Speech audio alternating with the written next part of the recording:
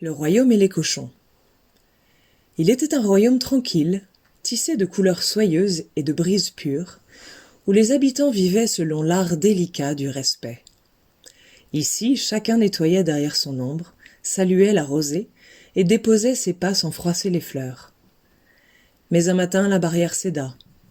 De la forêt grasse surgirent des cochons déguisés en moutons, fausses toisons, mine humble et bouche grasse de promesses, prétendant aimer la paix et la couleur.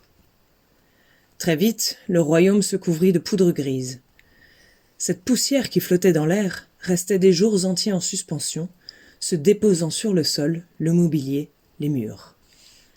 Les outils traînaient, les ustensiles souillés s'amoncelaient, et partout s'étalait la marque de leur laisser-aller. Là où régnait autrefois le soin et la propreté, s'installèrent le désordre et la négligence, comme si plus rien n'avait d'importance. Et pourtant, au début, les habitants du royaume avaient voulu les aider.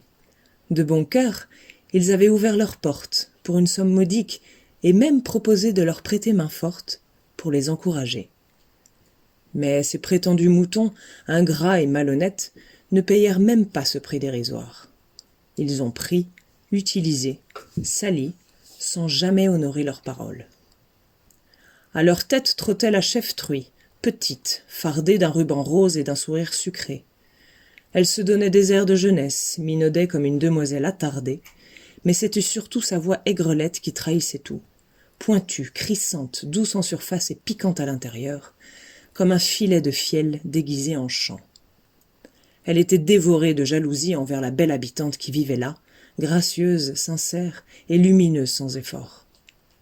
Se croyant reine du royaume, la truie harcela la belle de sa moue renfrognée, et rongée par la rage, se mit à l'insulter, hurler, la voix vrillée de haine et de frustration, hystérique à tel point que tout le royaume, les voisins, les collines, les oiseaux même, entendirent son vacarme.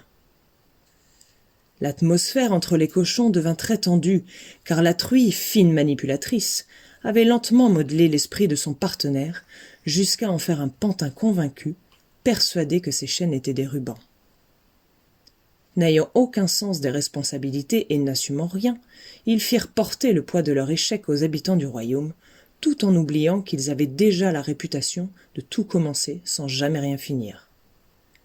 La truie, habile envenimeuse, avait transformé ce mâle autrefois fier en ombre servile, prêt à bêler quand elle grognait. C'est alors que les habitants comprirent qu'il fallait les faire partir, c'en était trop.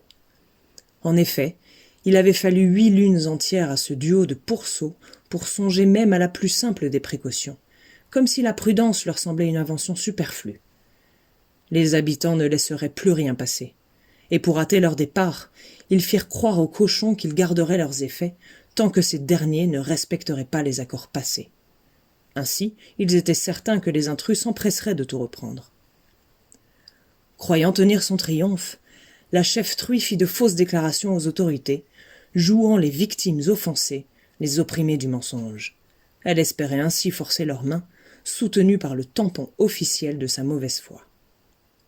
Mais les habitants avaient prévu cette manœuvre.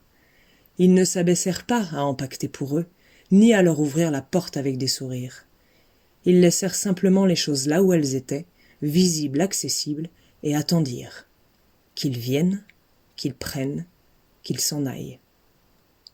La chèvre-truie arriva donc, flanquée de bonnes âmes, toute gonflée de sa propre importance, brandissant ses mensonges comme un étendard. Les habitants restèrent calmes, silencieux, droits. Et sous leurs yeux paisibles, les pourceaux, pris à leur propre piège, se hâtèrent de ramasser leur bric-à-brac, leur vanité, puis s'enfuir dans la poussière, laissant maculer le territoire qu'ils avaient foulé. Le royaume, enfin, respira. Les habitants avaient appris, en profondeur un principe védantique, donner des perles aux cochons porte malheur.